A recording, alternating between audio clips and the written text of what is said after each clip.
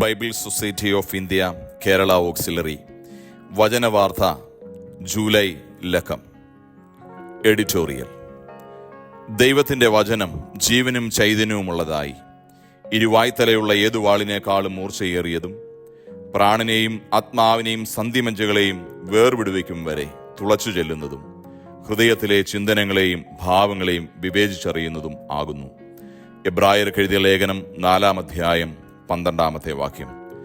കർത്താവിൽ പ്രിയരെ, വചനം ജഡമായി തീർന്ന യേശുക്രിസ്തുവിൻ്റെ നിസ്തുല്യ നാമത്തിൽ സ്നേഹവന്ദനം. വചനവാർത്തയുടെ മറ്റൊരു പതിപ്പിൽ കൂടി നിങ്ങളുടെ അടുക്കലേക്ക് വരുവാനിടയാക്കിയ ദൈവത്തിന് നന്ദി. ദൈവത്തിൻ്റെ വലിയ കൃപയാൽ ഒരു സാമ്പത്തിക വർഷം പൂർത്തീകരിക്കുവാനും പുതിയ ഒരു സാമ്പത്തിക വർഷത്തിലേക്ക് ഓക്സിലറിയായി പ്രവേശിക്കുവാനും ദൈവം നമുക്ക് ഭാഗ്യം നൽകി. 2023-2024 സാമ്പത്തിക വർഷത്തിൽ നമുക്ക് സമാഹരിക്കേണ്ടിയിരുന്ന വിഭവ സമാഹരണ തുക 1,40,00,000 രൂപയായിരുന്നു. എന്നാൽ ദൈവത്തിൻ്റെ വലിയ കൃപയാലും നിങ്ങളുടെ ഓരോരുത്തരുടെയും ആത്മാർത്ഥമായ പ്രാർത്ഥനയാലും അശ്രാന്ത പരിശ്രമത്താലും നമുക്ക് 2,08,30,895 രൂപ സമാഹരിക്കുവാനും പ്രസ്തുത തുക ദൈവവചനത്തിൻ്റെ പരിഭാഷ, അച്ചടി, വിതരണം എന്നീ അനുഗ്രഹിക്കപ്പെട്ട സുവിശേഷ ദൗത്യത്തിന് ഉതകും വിധം കേന്ദ്ര ഓഫീസിൽ അടയ്ക്കുവാനും സാധിച്ചു. നാം ശേഖരിക്കുന്ന ഓരോ രൂപയും അത് ദൈവവചനം ഇതുവരെയും എത്തപ്പെടാത്ത ആളുകളുടെ ഇടയിലേക്ക് ദൈവവചനമായി എത്തുന്നുവെന്ന് ഓർക്കുമ്പോൾ നമുക്ക് അഭിമാനിക്കുവാൻ ഏറെ വകയുണ്ട്. കഴിഞ്ഞ വർഷം തിരുവചന വിതരണത്തിലും ദൈവം നമ്മെ അനുഗ്രഹിച്ചു. 91,158 ബൈബിളുകൾ ഉൾപ്പെടെ ആകെ 2,47,479 തിരുവചന പ്രതികൾ വിതരണം ചെയ്യുവാൻ സാധിച്ചു. അനേകം വെല്ലുവിളികളുടെ മധ്യത്തിലും തിരുവചന വിതരണത്തിലും വിഭവ സമാഹരണത്തിലും മികച്ചതായ പ്രവർത്തനം സാധ്യമായതിൽ എല്ലാ റീജിയണൽ ബ്രാഞ്ച് ഭാരവാഹികളോടും വിവിധ ബ്രാഞ്ചുകളിലെ സജീവ പ്രവർത്തകരോടും വിവിധ സഭകളുടെ മേലധ്യക്ഷന്മാരോടും പട്ടക്കാരോടും പാസ്റ്റർമാരോടും ശുശ്രൂഷകരോടും മറ്റ് ചുമതലക്കാരോടും സഭാ അംഗങ്ങളോടും എല്ലാ സഹകാരികളോടുമുള്ള കടപ്പാടും നന്ദിയും പ്രത്യേകം അറിയിക്കുന്നു. കൂടാതെ എല്ലാ കാര്യങ്ങൾക്കും ആവശ്യമായ നേതൃത്വം നൽകുന്ന ഓക്സിലറി ഭാരവാഹികളെയും കമ്മിറ്റി അംഗങ്ങളെയും ഓക്സിലറി സ്റ്റാഫ് അംഗങ്ങളെയും നന്ദിയോടെ ഓർക്കുന്നു. ബൈബിൾ സൊസൈറ്റി 1804 മാർച്ച് മാസം 7 ലണ്ടനിൽ British and foreign Bible society എന്ന തലക്കെട്ടിൽ രൂപം കൊള്ളുമ്പോൾ അന്ന് 70ഓളം ഭാഷകളിലേക്ക് മാത്രമാണ് വേദപുസ്തകം പൂർണ്ണമായോ ഭാഗികമായോ പരിഭാഷപ്പെടുത്തിയിട്ടുണ്ടായിരുന്നുള്ളൂ.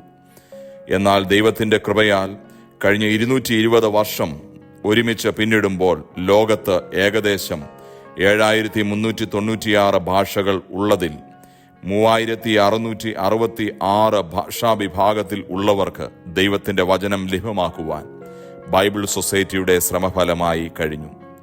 ബൈബിൾ സൊസൈറ്റി ഓഫ് ഇന്ത്യ 1811 ഫെബ്രുവരി മാസം 21 രൂപം കൊള്ളുകയും ദൈവവചനം ഓരോ വ്യക്തിക്കും എന്ന ലക്ഷ്യത്തിൽ അടിസ്ഥാനപ്പെടുത്തി 17 ഓക്സിലറികളിലൂടെയും ഷില്ലോങ്ങിലെ തർജ്ജമ കേന്ദ്രങ്ങളിലൂടെയും ഭാരതത്തിൽ അതിൻ്റെ പ്രവർത്തനങ്ങൾ പുരോഗമിക്കുന്നു. ഇന്ത്യയിൽ 1,672 ഭാഷകൾ ഉള്ളതിൽ നാളിതുവരെ 179 ഭാഷകളിൽ ദൈവത്തിൻ്റെ വേദപുസ്തകം പ്രാപ്യമാക്കുവാൻ നമുക്ക് കഴിഞ്ഞു. കൂടാതെ കാഴ്ച വെല്ലുവിളി നേരിടുന്നവർക്കായി 70 ഭാഷകളിൽ ഓഡിയോ ബൈബിളും 22 ഭാഷകളിൽ ബ്രെയിലി ബൈബിളും പ്രസിദ്ധീകരിക്കുവാനിടയായി. കഴിഞ്ഞ വർഷം ആരംഭിച്ച അന്യഭാഷാ ബൈബിൾ, സൈൻ ലാംഗ്വേജ് ബൈബിൾ പദ്ധതി യോനയുടെ പുസ്തകം പൂർത്തീകരിച്ചു പ്രകാശനം ചെയ്യുവാനും സാധ്യമായി. ഇപ്പോൾ 110 പരിഭാഷാ പദ്ധതികൾ നടന്നുവരുന്നു. ചില ഭാഷകളിൽ ലിപി ഉണ്ടാക്കി ബൈബിൾ പരിഭാഷപ്പെടുത്തുന്ന ദൗത്യവും ബൈബിൾ സൊസൈറ്റി ചെയ്തു വരുന്നു. ദൈവം അനുവദിക്കുന്ന പക്ഷം 2036 ബൈബിൾ സൊസൈറ്റി ഓഫ് ഇന്ത്യ 225-ാം വാർഷികം ആഘോഷിക്കുമ്പോൾ 225 ഭാഷകളിൽ ബൈബിളുകൾ ലഭ്യമാക്കണം എന്ന ലക്ഷ്യത്തോടെ പ്രവർത്തിക്കുന്നു. ഈ വലിയ സുവിശേഷ വേലയുടെ കണ്ണിയായി തീരുവാൻ ദൈവം തന്ന അവസരത്തെ ഓർത്ത് സ്തോത്രം ചെയ്യുകയും മറ്റുള്ളവരെയും ഈ പ്രവർത്തനങ്ങളുടെ കണ്ണികളാക്കുവാൻ ശ്രമിക്കുകയും ചെയ്യാം. ബ്രസീൽ, USA എന്നീ രാജ്യങ്ങൾ കഴിഞ്ഞാൽ ബൈബിൾ വിതരണത്തിൽ ഇന്ത്യയുടെ സ്ഥാനം 3-ാം സ്ഥാനത്ത് ആയിരുന്നു. എന്നാൽ ഈ റീസെൻ്റ് ആയിട്ടുള്ള കണക്കനുസരിച്ച് ബ്രസീൽ കഴിഞ്ഞ് ഇന്ത്യ മഹാരാജ്യം ബൈബിൾ വിതരണത്തിൽ 2-ാം സ്ഥാനത്തേക്ക് എത്തിയതിലും നമുക്ക് അഭിമാനിക്കാം. നമ്മുടെ ഈ ലക്കം വചനവാർത്തയിൽ ദൈവവചനത്തിന്റെ പ്രാധാന്യത്തെ മുൻനിർത്തിയുള്ള ലേഖനങ്ങളാണ് ക്രമീകരിച്ചിരിക്കുന്നത്. അഭിവന്യ തിരുമേനിയുടെ ആമുഖ സന്ദേശം മുതൽ ഓരോ താളുകളിലും അത് നമുക്ക് മനസ്സിലാക്കുവാൻ കഴിയും. താങ്കൾ ഇന്ന് ബൈബിൾ വായിച്ചുവോ? Have you read the Bible today? നമ്മുടെ ബൈബിൾ ഹൗസിന്റെ മുകളിലത്തെ പാരപ്പറ്റ് ഭിത്തിയിലെ പ്രശസ്തമായ എഴുത്തുകൾ കാഴ്ചക്കാർക്കിടയിൽ ബൈബിൾ വായനയുടെ സ്വാധീനത്തെയും പ്രാധാന്യത്തെയും കുറിച്ച് വളരെയധികം സംസാരിക്കുന്നു. പലരും ബൈബിൾ വായിച്ചു തുടങ്ങിയത് ആളുകളെ ചിന്തിപ്പിക്കുന്ന ഈ ചോദ്യത്തിൽ നിന്നാണ് എന്ന് വ്യക്തിപരമായി സാക്ഷ്യങ്ങളും കേൾക്കുവാൻ കഴിഞ്ഞിട്ടുണ്ട്. താങ്കൾ ഇന്ന് ബൈബിൾ വായിച്ചുവോ എന്ന വാക്കുകൾ എന്തുകൊണ്ടാണ് വീണ്ടും എഴുതാത്തത് എന്നുള്ള അനേക ആളുകളുടെ ആവശ്യത്തെ മാനിച്ച് വീണ്ടും ഇതേ വാചകങ്ങൾ നമുക്ക് എഴുതാൻ ജനറൽ സെക്രട്ടറിയുടെ അനുമതിയോടെ സാധിച്ചതിന്റെ വെളിച്ചത്തിലാണ് എഡിറ്റോറിയൽ ബോർഡ് ബൈബിളിന്റെ പ്രാധാന്യത്തെക്കുറിച്ച് ഈ ലക്കത്തിൽ എഴുതാം എന്ന് തീരുമാനിച്ചത്. ദൈവത്തിന് മനുഷ്യനോട് സംസാരിക്കാനുള്ള ഉപാധി എന്ന നിലയിലാണ് നാം ദൈവവചനത്തെ മനസ്സിലാക്കുവാൻ കഴിയുന്നത്. ചരിത്രത്തിൽ ആദ്യം അച്ചടിച്ചതും ലോകത്തിലേക്കും ഏറ്റവും കൂടുതൽ വിറ്റഴിക്കപ്പെടുന്നതും ഏറ്റവും കൂടുതൽ ഭാഷകളിലേക്ക് മൊഴിമാറ്റം ചെയ്യപ്പെട്ടിട്ടുള്ളതും ഏറ്റവും കൂടുതൽ വായനക്കാരുള്ളതുമായ ഏക ഗ്രന്ഥം ബൈബിൾ തന്നെയാണ്. മാറിക്കൊണ്ടിരിക്കുന്ന ലോകത്തിൽ മാറ്റമില്ലാതെ എന്നെന്നും നിലനിൽക്കുന്നത് ദൈവവചനം മാത്രമാണ്. ഈ ലോകത്ത് അനേകം പുസ്തകങ്ങൾ ഉള്ളതിൽ ജീവനുള്ളതും ജീവിപ്പിക്കുന്നതുമായ ഏക പുസ്തകം വിശുദ്ധ ബൈബിളാണ്. ഒരാൾ അത് വായിച്ചു തുടങ്ങുമ്പോൾ അദ്ദേഹത്തോട് തന്നെ സംസാരിക്കുവാൻ തുടങ്ങുന്ന ദൈവവചനം. ദൈവവചനം ഒരുവന് സൗഖ്യവും ശക്തിയും ബലവും ധൈര്യവും നൽകുന്നു. ഒരു വ്യക്തി ദൈവവചനം വായിക്കുമ്പോൾ അത് അവനിൽ തന്നെ രൂപാന്തരവും ആത്മീക ചൈതന്യവും ഉളവാക്കുന്നു. അതുകൊണ്ടാണ് വചനത്തെ ഇരുവായ്ത്തലയുള്ള മൂർച്ചയുള്ള വാളിനോട് ഉപമിച്ചിരിക്കുന്നത്. പണ്ട് കാലത്ത് സൈന്യത്തിന് പ്രാഥമികമായ ആയുധം വാളായിരുന്നു. വാളിന് മൂർച്ച കൂട്ടാൻ അവർ വളരെയധികം സമയം ചെലവഴിച്ചിരുന്നു. അങ്ങനെയെങ്കിൽ മാത്രമേ ഏതൊരു സമയത്തും അവർക്ക് യുദ്ധത്തിനായി തയ്യാറായി നിൽക്കുവാൻ കഴിയൂ. ഇരുവായ്ത്തലയുള്ള വാൾ സൈന്യത്തിന് ഒരു ആറ്റം ബോംബിന് തുല്യമായിരുന്നു. എവിടെയും തുളച്ചു ചെല്ലാനും ഉദ്ദേശം നിറവേറ്റുവാനും അതിന് കഴിയും. ദൈവത്തിന്റെ വചനം അതിലും ശക്തിയുള്ളതാണ്. ഒരു ദൈവവൈതലിന്റെ ജീവിതത്തിൽ ഏറ്റവും വലിയ ആയുധം ഈ ജീവനും ശക്തിയുമുള്ള ദൈവവചനം തന്നെയാണ്. ഈ ദൈവവചനം അതിൽ തന്നെ പരിശുദ്ധാത്മ ശക്തിയാൽ സജീവമാണ്. ആയതിനാൽ നിർജീവമായതിന് ജീവൻ നൽകാനും കഴിയും. ഉണങ്ങിയ അസ്ഥികളെ സൈന്യമാക്കി തീർത്ത ദൈവത്തിന്റെ പരിശുദ്ധാത്മാവാണ് ദൈവവചനത്തിലൂടെ നമ്മയും ശാക്തീകരിക്കുന്നത്. ആയതിനാൽ വചനത്തിൽ ആശ്രയിക്കുകയും ശരണപ്പെടുകയും ശക്തി പ്രാപിക്കുകയും ചെയ്യാം. ഒരിക്കൽ വിദേശികളുടെ ഒരു സംഘം ഇന്ത്യയിലെ ഒരു ഗ്രാമം സന്ദർശിക്കുന്ന വേളയിൽ 2 കാലും തളർന്ന് നടക്കുവാൻ കഴിവില്ലാത്ത ഒരു കുട്ടിയെ കണ്ടുമുട്ടി. സാമ്പത്തികമായി വളരെ പിന്നോക്കം നിന്നിരുന്ന ഈ കുടുംബത്തിന് ലക്ഷങ്ങൾ മുതൽ മുടക്കിയുള്ള ഓപ്പറേഷൻ ചെയ്യാൻ ഉള്ള കഴിവില്ലായിരുന്നു. എന്നാൽ ഈ വിദേശ സംഘം അവന് ഓപ്പറേഷന് വേണ്ടുന്ന തുക നൽകി അവന് 2 കാലിനും എഴുന്നേറ്റ് നടക്കാനുള്ള പ്രാപ്തി നൽകി. വർഷങ്ങൾക്ക് ശേഷം ഇതേ സംഘം ഇന്ത്യ സന്ദർശിച്ചപ്പോൾ ഈ കുട്ടി ഇപ്പോൾ ഒരു ചെറുപ്പക്കാരനായി കാണും, അവനെ ഒന്ന് കണ്ടുകളയാമെന്ന വിചാരത്തിൽ അവന്റെ ഗ്രാമത്തിൽ ചെന്ന് അന്വേഷിച്ചു. അപ്പോൾ അവിടെ ഉണ്ടായിരുന്ന പ്രായമുള്ള ഒരു വ്യക്തി പറഞ്ഞു, അവൻ ഇവിടെയില്ല, അവൻ ജയിലിലാണ്. അത് അവർക്ക് വലിയ ദുഃഖം ഉളവാക്കുന്ന വാർത്തയായി. അവർ വീണ്ടും അന്വേഷിച്ചു, എന്താണ് അവന് പറ്റിയത്?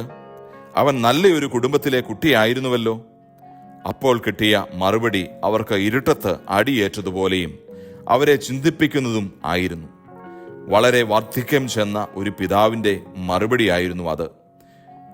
നിങ്ങൾ അവന് കാലുകൾ നൽകി, എന്നാൽ നടക്കേണ്ടുന്ന പാത ഏതാണ് എന്ന് കാണിച്ചു കൊടുത്തില്ല. ഐ റിപ്പീറ്റ്, നിങ്ങൾ അവന് കാലുകൾ നൽകി, എന്നാൽ നടക്കേണ്ടുന്ന പാത ഏതാണ് എന്ന് കാണിച്ചു കൊടുത്തില്ല. ഇതേ ചോദ്യം ഇന്ന് വളരെ പ്രസക്തം. പലപ്പോഴും നമ്മുടെ കുട്ടികൾ ഉന്നത വിദ്യാഭ്യാസവും മറ്റും നൽകുന്നതിലൂടെ കാലുകൾ നൽകുന്നുണ്ടായിരിക്കാം. എന്നാൽ നടക്കേണ്ടുന്ന പാത കാണിച്ചു കൊടുക്കുക എന്നത് അവരെ ദൈവവചനത്തിൽ വേരൂന്നി വചനമെന്ന മായമില്ലാത്ത പാൽ ദിനംതോറും കുടിച്ച് വളരാൻ ഇടയാക്കുന്നതിലൂടെ മാത്രമാണ്. അതല്ല എങ്കിൽ വരും തലമുറയെ നമുക്ക് നഷ്ടമാകും. ദൈവവചനത്തിൽ കുഞ്ഞുങ്ങളും നമ്മളും വളരേണ്ടുന്നതിൻ്റെ പ്രാധാന്യത്തെക്കുറിച്ച് ആവർത്തിച്ചു പറയുന്ന ഒരു പുസ്തകമാണ് ആവർത്തന പുസ്തകം. ആവർത്തനം 11 26 മുതൽ 28 വരെയുള്ള വാക്യങ്ങൾ, ഇതാ ഞാൻ ഇന്ന് അനുഗ്രഹവും ശാപവും നിങ്ങളുടെ മുമ്പിൽ വയ്ക്കുന്നു.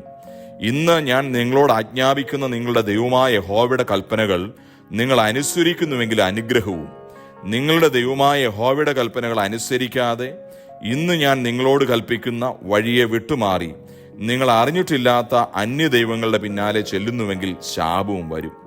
ഇന്ന് ഒട്ടനവധി സാധ്യതകളുള്ള ഒരു ലോകത്തിലാണ് നാം ജീവിക്കുന്നത്. നമുക്ക് തിരഞ്ഞെടുക്കാനും അതിൻ്റെ ഫലം അനുഭവിക്കുവാനുമുള്ള അവസരം ലഭിക്കുന്നു. ഇവിടെ ദൈവം നമുക്ക് ഒരു അവസരം നൽകിയിരിക്കുന്നു. ദൈവവചനം അനുസരിച്ചാൽ അനുഗ്രഹം, അതല്ല എങ്കിൽ ശാപം ആയിരിക്കും ഫലം. ഈ വാക്യങ്ങളുടെ ഒരു വിശദീകരണവും ആവർത്തനം 28 1 മുതലുള്ള വാക്യങ്ങളിൽ കൊടുത്തിരിക്കുന്നു.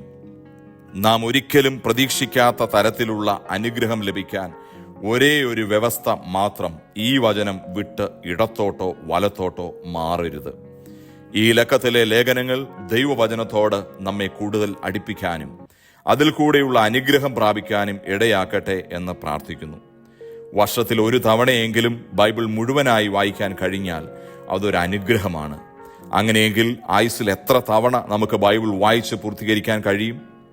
നമ്മുടെ മക്കൾ കുറഞ്ഞത് 5 അധ്യായങ്ങളെങ്കിലും ഒരു ദിവസം ബൈബിളിൽ നിന്ന് വായിക്കുവാൻ പ്രേരിപ്പിക്കാം.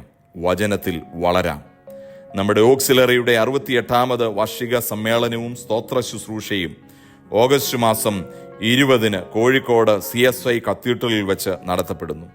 എല്ലാവരും ഈ ശുശ്രൂഷയോർത്ത് പ്രാർത്ഥിക്കുകയും പങ്കെടുക്കുകയും ചെയ്യുക. വിവിധ സഭകളുടെ മേലധ്യക്ഷന്മാരും സഭാ നേതാക്കന്മാരും ഓക്സിലറി കമ്മിറ്റി അംഗങ്ങളും ഒരുമിച്ച് നേതൃത്വം നൽകുന്നു. നമ്മുടെ ഈ ലക്കം വചനവാർത്തയിൽ അനുഗ്രഹിക്കപ്പെട്ട ഒരു ആമുഖ സന്ദേശം നൽകിയ ക്രിസോസ്റ്റോമസ് തിരുമേനിയോടും വിലപ്പെട്ട ലേഖനങ്ങൾ നൽകിയ എല്ലാ വിശിഷ്ട വ്യക്തികളോടും ബ്രാഞ്ച് റീജിയൻ ഭാരവാഹികളോടുമുള്ള പ്രത്യേക നന്ദി അറിയിക്കുന്നു. ദൈവം എല്ലാവരെയും അനുഗ്രഹിക്കട്ടെ എന്ന് പ്രാർത്ഥിക്കുന്നു. സ്നേഹത്തോടെ Bible society of India Kerala ഓക്സിലറിക്ക് വേണ്ടി ജേക്കബ് ആന്റണി കൂടത്തിങ്കൽ അച്ഛൻ.